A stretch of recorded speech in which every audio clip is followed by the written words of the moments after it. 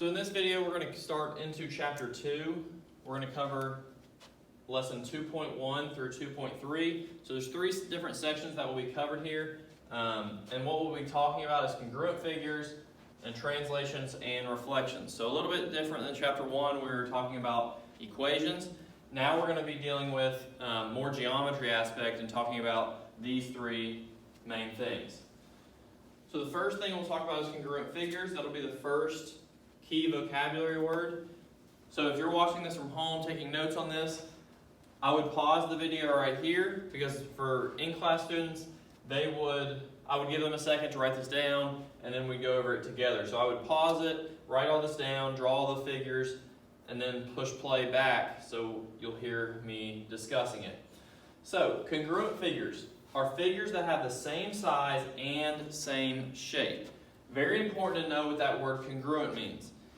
So it's dealing with two main points, its size and its shape. So both of those have to be the same in two different figures for them to be considered congruent. So as you can see, this yellow triangle and this blue triangle are congruent figures. They have the same size and the same exact shape. So you also see there's important information in these boxes here. We have matching angles, which are called corresponding angles, and then you have matching sides, which are called corresponding sides. What it means by matching or corresponding, they are in the same position on both triangles. So as you can see with the arrows, angle C is in the same position as angle F, so they are considered corresponding angles. Same with sides. So sides are labeled a little differently.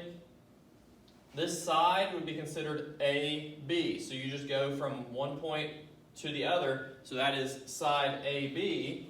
That side is in the same position as DE on this triangle. So AB would be a corresponding side with DE. So corresponding angles and corresponding sides are things that need to be known because you might be asked to pick out which are corresponding angles and which are corresponding sides in congruent figures. So let's look at an example of what that might look like. So they give you two figures here. Again, I would pause the video, write this down, draw it, and then come back to what I'm saying. But it says the figures are congruent. So first of all, it tells you that they're congruent, meaning they have the same size and the same shape. The directions are name the corresponding angles and the corresponding sides. So I'm going to make a little chart just so I will have this organized. So corresponding, I'll just shorten it, corresponding angles and corresponding sides. Those are the things I need to pick out. So I need to pick all pairs of them. And I'm going to go ahead and give you a hint. However many points there are on each of these, that's how many corresponding angles and corresponding side pairs you will have. So, as you can see, angle A is in the same position as angle W on this other figure. Right here we have these in the same orientation, like they're both the exact same, they look the exact same, but sometimes you might have this turned or whatever, and we'll get into that later on. But you still have to pay attention to which is in the same position. So like, even if this turned up, if W is down here, A would still be in the same position as W. But again, we'll talk about that later as we get into like, I think it's 2.4 maybe. So, angle A is in the same position as angle W. So the way I'll write that is, this is your angle symbol. You'll see that quite a bit. This is angle, and I write angle A, and I'll just put and angle W. So those are that's a pair of corresponding sides, or angles, I'm sorry, that's a pair of corresponding angles. And then you can just go around the figure. So then we go to B. B corresponds with X.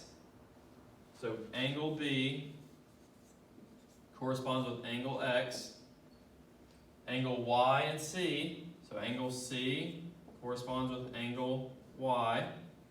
And then lastly, angle D is in that bottom left. Same with angle Z. Those are also corresponding angles. Okay, so angle D and angle Z. So those are your corresponding angles. And then you'll also go through and name your corresponding sides. So as I told you, those are named just by point to point. So if I'm talking about this side, this would be side AB. So the corresponding side with that would be WX, because this is the same side as this over here. So the way I write that is just AB, putting that together, that's one side, and WX. And just as we did with corresponding angles, you'll go around the circle, or around the figure, I should say. So then we have BC. BC is in the same position as XY. So BC and XY. Next, we have CD. Okay, CD. Technically does not matter what order you put it in. Like you could say DC. A lot of the times we'll use it in alphabetical order, but again, that would be fine as well if you wanted to label it that way. So CD is in the same position as YZ. So those are corresponding sides. CD and YZ.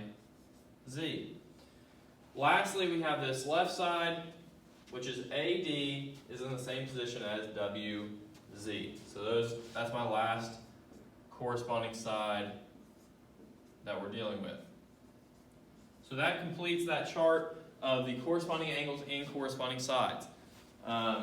You need to make sure you're able to recognize those, because there will be more questions that build on that aspect of congruent figures and their corresponding angles and sides. So again, this is an on your own activity. I want you to pause the video and try to name the corresponding angles and corresponding sides as you go through. As you're doing that, I'm going to write up the correct answers on the board. So once you're finished, you can check to see if you got the correct